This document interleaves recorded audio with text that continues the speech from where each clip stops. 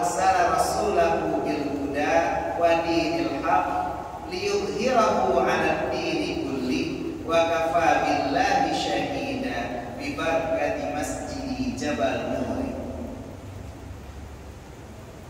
Asyhadu an la ilaha illallah wahdahu la syarika lah wa asyhadu anna sayyidana Muhammadan abduhu wa rasuluh la nabiyya ba'dahu. Allahumma shalli wa sallim ala sayyidina Muhammadin al-Mustafa arsyadana ila sabilil khairi wa ala alihi wa sahbihi man jahada li salatil fajri amma ba'd. Alhamdulillah hari ini kita bisa bangun cepat, tepat waktu untuk sholat subuh berjamaah. Ada orang yang bangunnya jam 11 siang baru sholat subuh. Ada sebuah teka-teki. Apa bedanya orang yang bangun sholat subuh jam 11 siang dengan kamu? Apa bedanya orang yang bangun sholat subuh jam 11 siang dengan kamu? Bagi yang penasaran, jangan pulang dulu, jawabannya ada di akhir tausiah. Ada sebuah kisah inspiratif tentang sholat subuh berjamaah. Seorang pria berhitam bernama Ammar Mustafa. Beliau datang ke Riyadh untuk mencari kerja dari kampung halamannya di Sudan, Afrika. Pekerjaannya tidak jelas, tapi yang jelas dia selalu datang ke masjid untuk sholat subuh berjamaah, bahkan memandangkan azan di masjid tersebut.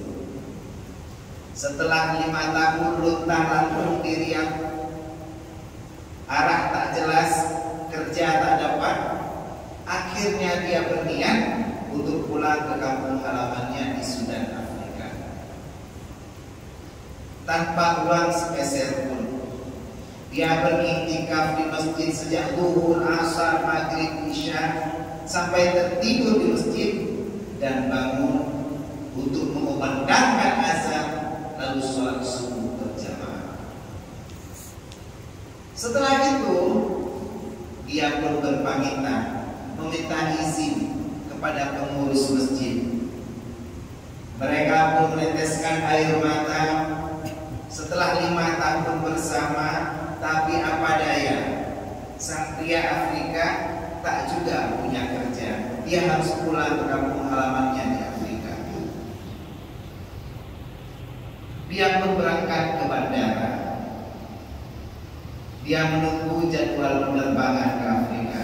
Tapi tak disangka, ternyata speaker bandara mengumumkan namanya. Dan sekelompok pria berbadan tegap datang mendekatinya. Mereka pun berkata, "Wahai Ammar Mustafa, Prince, Pangeran, anak raja di Riyadh, Saudi Arabia, memanggilmu untuk menghadap." Dia pun dibawa menghadap sang pangeran. Lalu pangeran berkata, "Aku terbangun setiap pagi dengan alunan azan merdu selama 5 tahun. Mungkin kalau yang lagi pacaran terbangun karena suara pacar. Kalau aku hanya bisa memelukmu dalam mimpi, mungkin aku akan memilih terus tertidur dan selalu bermimpi." Akan tetapi pangeran terbangun karena suara Ammar yang merdu. Padahal Ammar bukan berasal dari merdu, kampungnya Tuku Munawar. Pangeran ini selalu sholat subuh berjamaah di masjid di mana Ammar memandangkan azan. Dan aku dengar dari pengurus, ternyata kamu mau pergi karena tidak punya pekerjaan. Berapa besar gajimu yang pernah kamu terima seumur hidupmu? Maka Ammar pun mengingat-ingat, gaji terbesar yang pernah aku terima 1.400 riyal. Baik, kata pangeran. Sekarang kamu saya izinkan pulang, bertemu keluargamu 3 bulan. Setelah itu kamu kembali dan menjadi azim di masjidku, dan kamu boleh tinggal di palace istanaku. Kamu akan kugaji 84.000 rial atau 184.800.000 rupiah. Alhamdulillah, hari ini 30 akhir 1443 Hijriah. Kita beriktikaf di masjid kita tercinta, Masjid Jabal Nur Bayakutub. Dan hari ini saya bersaksi bahwa Rasul pernah berjanji, kita semua yang hadir di sini adalah orang yang Allah berikan iradah untuk kebaikan. Hadis Bukhari nomor 71 dalam Kitabul Ilmi. May yuridillahu lahu bihi khairan yufaqihuhu fid-din. Barang siapa yang Allah iradahkan, Allah kehendaki untuk berada dalam kebaikan, Allah kehendaki menjadi orang baik, maka Allah memberikan pemahaman dalam agama. Kalau ada orang Bayakutub yang dibilang baik, belum tentu di menasa masjid dia diakui sebagai orang baik. Tapi kalau kata Allah baik, seluruh langit dan bumi akan bilang baik, dan semua akan mencintai kita. Buat apa kita mencintai kalau tidak dicintai? Mending cintai yakulmu, minum khusus setiap hari. Ini karena kenapa Allah bisa cinta? Tafaqquh fiddin. Quran surat ke-9 At-Taubah ayat 122. Diceritakan yatafaqahu fiddin, itu bahasa Al-Qur'annya. Bahasa hadisnya yufaqihu fiddin. Dan hari ini bersama Ustaz Gunawan kita akan pahami tentang bagaimana sholat subuh yang dianjurkan oleh Rasulullah. Tausiah hari ini akan mudah. Seperti hidup itu mudah. Jika Anda senang, tersenyumlah. Kalau Anda sedih, tertawalah. Banyak orang sholat subuh berjamaah tapi tidak paham. Padahal ulama menyebut fikih sholat, fikih puasa, fikih haji. Fikih artinya paham. Sholat subuh artinya apa? Kita harus punya fikih, harus punya pemahaman tentang sholat subuh. Allah berfirman, Rasul bersabda, dan dia berkata, semoga selawat dan iring salam akan selalu tercurahkan, tersajikan dan tersanjungkan kepada Nabi besar Muhammad Sallallahu Alaihi Wasallam. Seorang Nabi yang hari ini mengajarkan kita bagaimana kita sholat subuh berjamaah seperti Rasulullah. Rasulullah bersabda, "Shallu kama ra'aitumuni usolli." Sholatlah engkau sebagaimana engkau lihat aku sholat. Hari ini kita masih berada di bulan Maulid kedua. Rasulullah adalah sosok yang sempurna. Kita kadang ada di dalam dendera mandu ketupat, mata kurempang takuban mata. Hanapa jaro tak operasi. Iklan ada nyampe ke operasi. Putra ada kaki. Kalau hanapa tetap ke operasi. Begitulah Rasulullah sebagai sosok yang sempurna. Surat ke-33 Al-Ahzab ayat 21. Laqad kana lakum fi Rasulillah uswatun hasanah. Uswatun bisa dibaca uswatun, bisa dibaca iswatun. Kalau kita baca dengan tilawah hafal dari hasil, maka kita baca uswatun dengan dhamma. Kalau kita pakai qiraah falun atau waras dari Nafi, kita baca iswatun hasanah. Mana yang barisnya di atas? Uswatun. Baris atas bukan A tapi U. Karena atas namanya rafa. Rafa artinya atas, dhammah kumpul. Uswatun. Kalau bawah namanya hafat atau jar, iswatun. Apa hikmah Allah membuat bisa dibaca uswatun ataupun iswatun? Karena sunnah Rasulullah ada yang berada di atas. Rasulullah ketika sholat 1 rakaat saja membaca Al-Quran itu sampai 5 juz 4 halaman. Rasulullah dijamin masuk surga. Tapi ada sunnah Rasulullah yang kecil dan bisa kita tiru, seperti sholat sunat fajar, sholat subuh berjamaah. Terkadang yang aneh, kita hisabnya berantakan, amalannya menegangkan, tapi cita-cita kita surga Firdaus.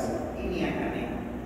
Jangankan tahajud, subuh pun kadang kesiangan. Hari ini subuh jam 5:07. Kadang kita terbangun jam 7:05. Kalau iya kita ingat sholat subuh. Kadang-kadang kita buru-buru mau pergi kerja karena kita terlalu mengejar dunia.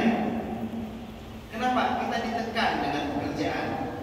Saat kita menghadapi tekanan, jadilah seperti bebek yang kalau berenang seakan dia tenang berada di atas air, padahal kakinya mengayuh kencang di dalam air. Dan perintah sholat subuh seperti Rasulullah inilah yang Rasulullah ajarkan kepada keluarganya, sahabatnya, tabi'in, ulama mutaqaddimin, ulama mutakhirin, serta para ulama yang mutabar. Kata Ikramah wa ta'ziman wa Tuhan kepada Al-Mukarram Munshi, Bapak Rishi, Ketua Umum PKM dan pengurus Masjid Jabal Nur, terutama Tugu Bashirul Rahman yang selalu aktif di dunia maya dan hari ini bisa berjumpa di dunia lunar bersama kita.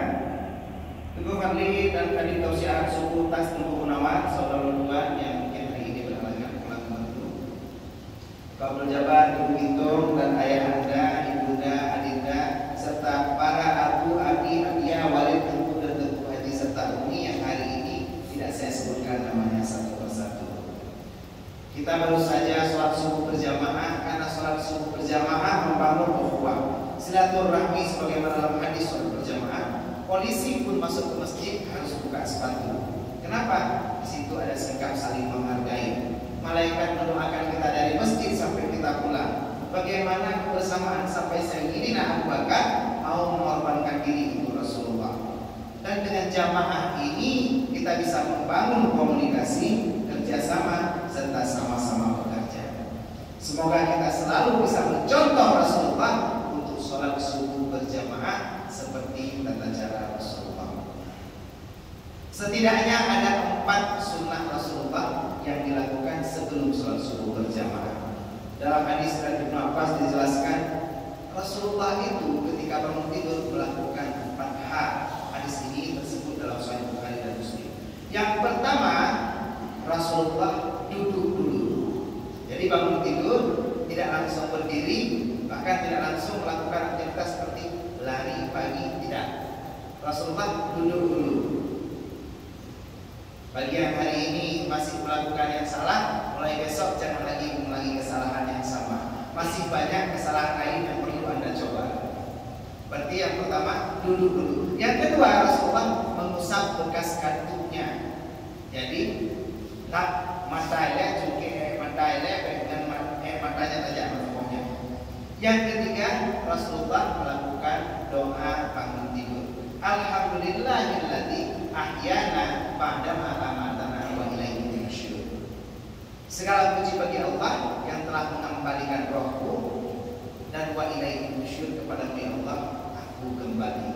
Intasyara artinya pergi, menyebar untuk kembali. Intasyara jama'atun minal masjid Jabal Nuri.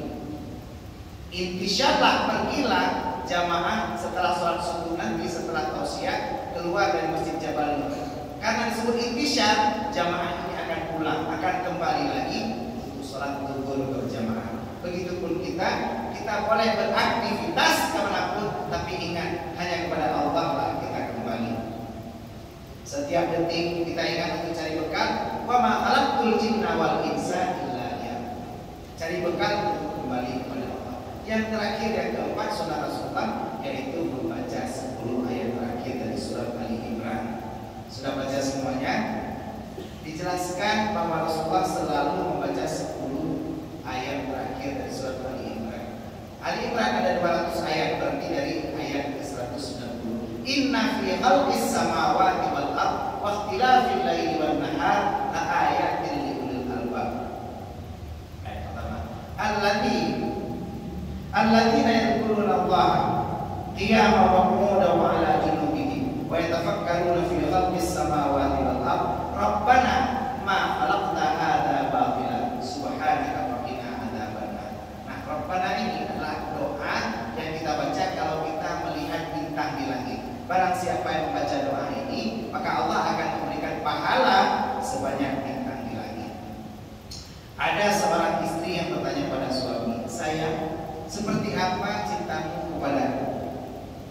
Suaminya menjawab, coba kamu hitung bintang di langit.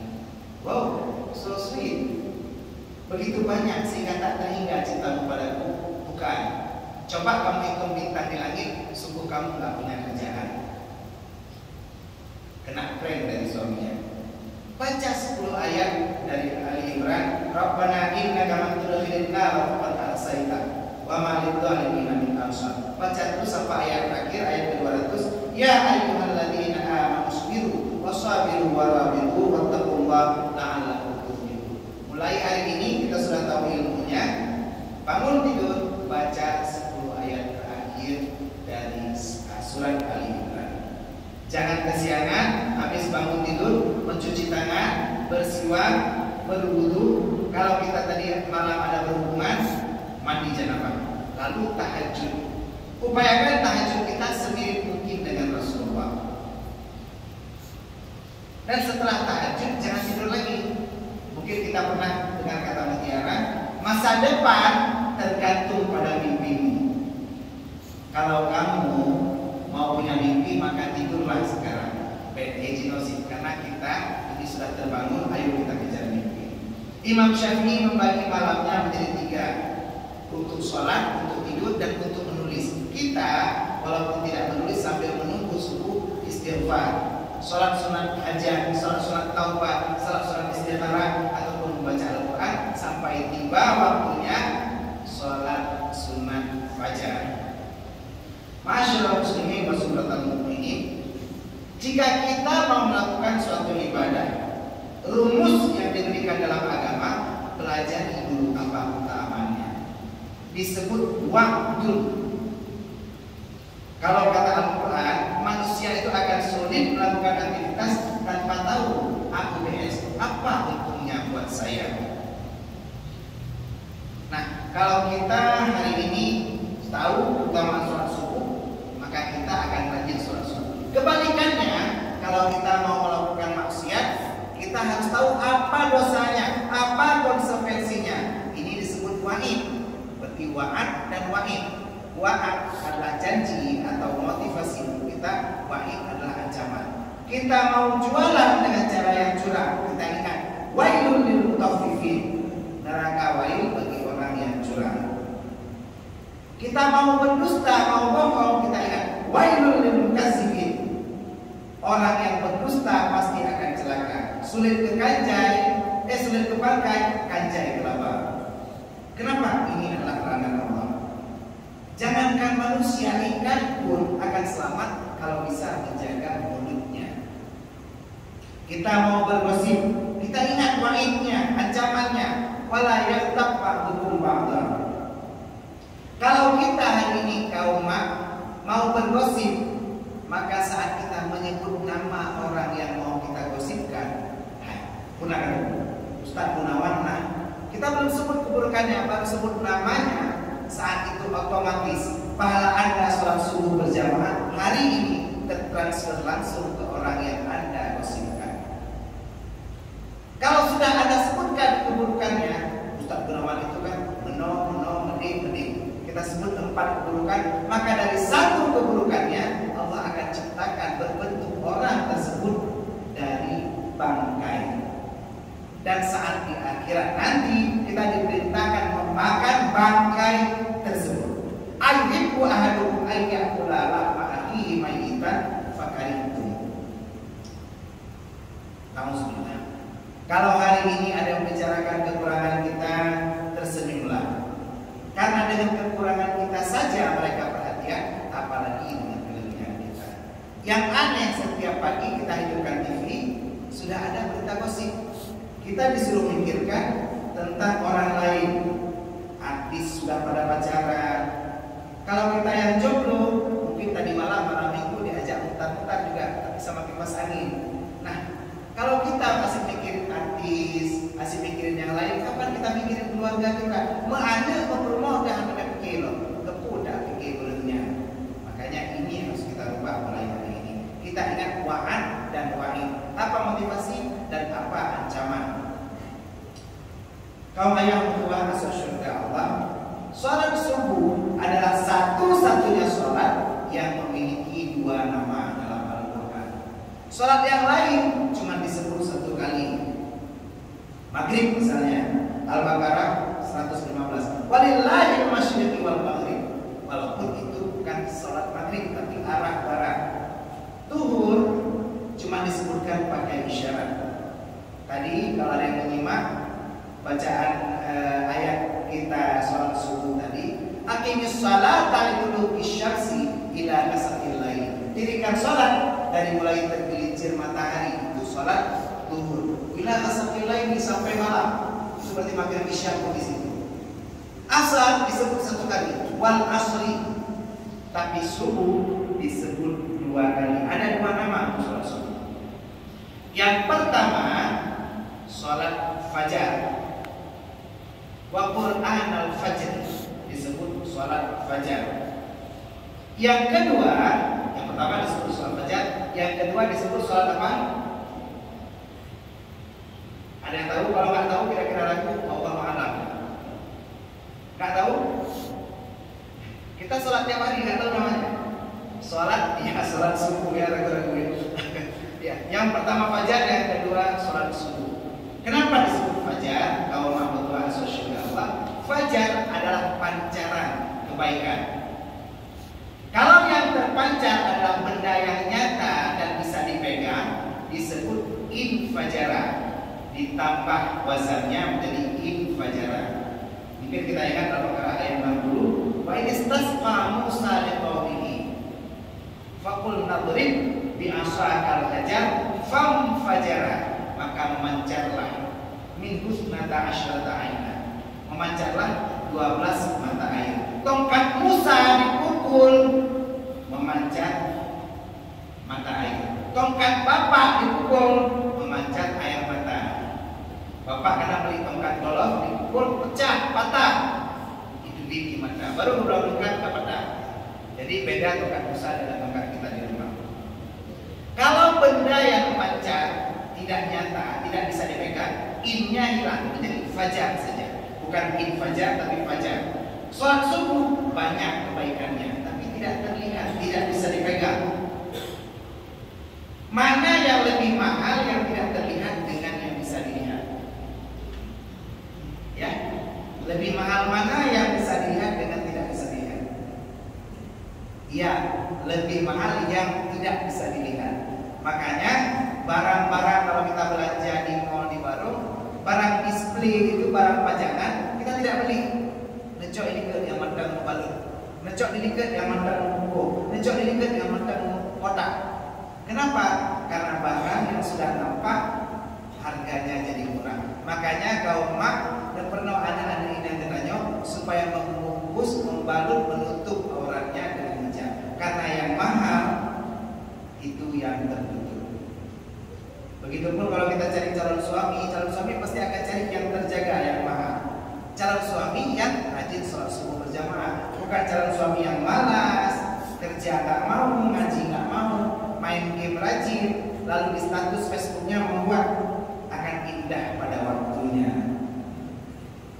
Mungkin bangun bos, tidurmu terlalu miring, ngeces nanti, udah melumpuh. Begitu kebaikan yang Allah berikan pada sholat subuh. Makanya Allah bangunkan. Kalau kita sholat zuhur lalu tertidur, Allah bangunkan di asar dengan azan biasa. Tapi sholat subuh, muazzin tadi memandangkan setelah hayya 'alal falah. Apa kata muazzin? As-salatu khairum minan naum. Kenapa? Ada pernyataan. Allah bangunkan kita bahwa sholat lebih baik daripada tidur. Sholat lain tidak, hanya sholat subuh. Dan sholat subuh yang dibangunkan dengan 2 kali azan. Kenapa? Banyak sekali fadilah dan kebaikannya. Makanya bagi kita yang mau banyak kebaikan, banyak fadilahnya, ayo sholat subuh bersegera. Kalau di Suzuya ada diskon 99%, paling lambat hari Minggu jam 10. Kira-kira jam berapa kita datang? Jam 8? Jam 8 kita sudah antri karena mengejar kebaikan. Pertanyaannya, kita hidup kepengen susah atau mudah? Kepengen? Mudah. Al-Baqarah 185, yuridullahu bikum Allah menghendaki kepadamu untuk kemudahan dan tidak menghendaki kesusahan. Tapi hari ini kitalah yang membuat hidup kita makin susah dengan tidak sholat subuh berjamaah. Kalau hidupmu saat ini banyak ujian, sabar, berarti sebentar lagi kamu naik kelas. Tapi dalam hadis riwayat Muslim nomor 724, rakaatain fajri khairun minad dunya wa ma fiha. 2 rakaat fajar itu lebih baik daripada dunia dan seisinya.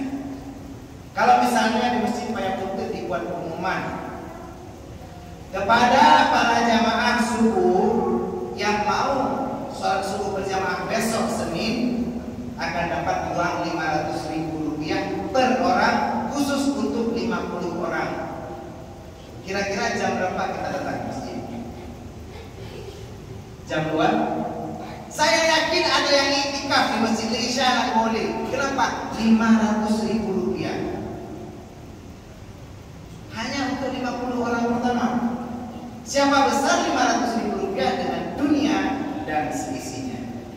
Adu kedua asal surga Allah. Ada fajar, pancaran kebaikan, dan lawannya fujur, pancaran keburukan. Surat ke-91 Asy-Syams ayat 7 sampai 10. Wa nafsin wa ma sawwaha, demi jiwa dan penciptaannya. Fa'alhamaha fujuraha wa taqwaha. Kami berikan, kami tunjukkan jalan fujur. Fujur lawan daripada fajar. Fajar pancaran kebaikan, fujur pancaran keburukan. Fajar berasal dari malaikat. Malaikat disebut dalam Al-Quran 88 kali. Fujur pancaran keburukan dari syaitan. Syaitan dalam Al-Quran disebut 88 kali. Seimbang bisikan syaitan dan malaikat. Makanya kita banyak bisikan-bisikan. Ketika azan berkumandang, ada bisikan dari malaikat, ayo kita pergi sholat. Tapi setelah itu ada bisikan dari syaitan, alah baru juga azan, belum kamar. Bisikan-bisikan inilah, karena bisikan dari teman lagi. Karena teman kita tuh ada yang asyik, ada yang unik, ada yang baik, tapi juga ada yang syirik, yang munafik, dan juga licik. Jadi minal jinnati wan nas, bisikan kita bisa dari syaitan laki-laki dan manusia dan juga jin. Dan keutamaan sholat subuh lagi, sholat subuh ini disaksikan oleh para malaikat. Inna Qur'an al-Fajr kana mashhuda. Surat ke-17 Al-Isra ayat 78. Qur'an al-Fajr ini disaksikan oleh para malaikat. Makanya dalam hadis Bukhari nomor 137, wa tajtami'u malaikatul laili wa malaikatul nahar fi sholati subuh. Kumpul malaikat malam dan malaikat siang pada sholat subuh. Wa tajtami'u. Tajtami'u dalam fi'il mudhari, bukan dalam fi'il madhi. Kalau tajtama'an fi'il madhi, mungkin malaikat pernah berkumpul di masa Rasulullah, sekarang nggak mau kumpul lagi. Kenapa? Karena banyak anak-anak yang masih ngobrol, malaikat pernah kumpul. Tapi kalau tajtami'u artinya dalam bahasa Inggris itu present, continuous, dan future. Fi'il mudhari akan selalu senantiasa malaikat berkumpul di waktu sholat subuh berjamaah. Tapi sekarang kalau kita lihat mungkin banyak keburukan-keburukan di mana malaikat malas kumpul di tempat kita. Bahkan banyak kebo yang kumpul kebo namanya. Banyak maksiat yang kita undang. Kalau lagu anak-anaknya di mana?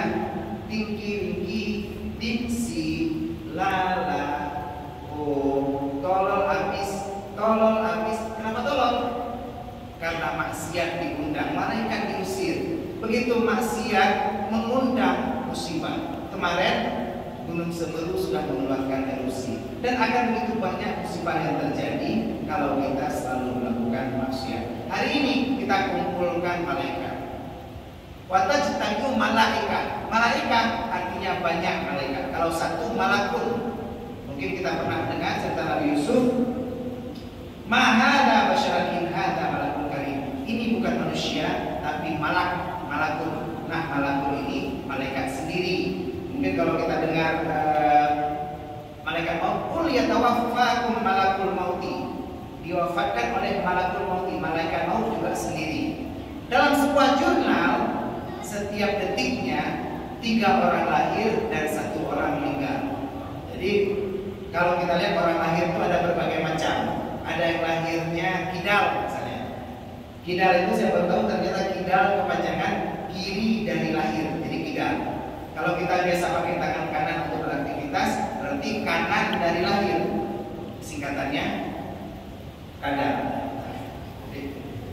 Jadi setiap detik ini itu lahir 3 orang, meninggal 1 orang. Detik lagi lahir 3 orang, meninggal 1 orang.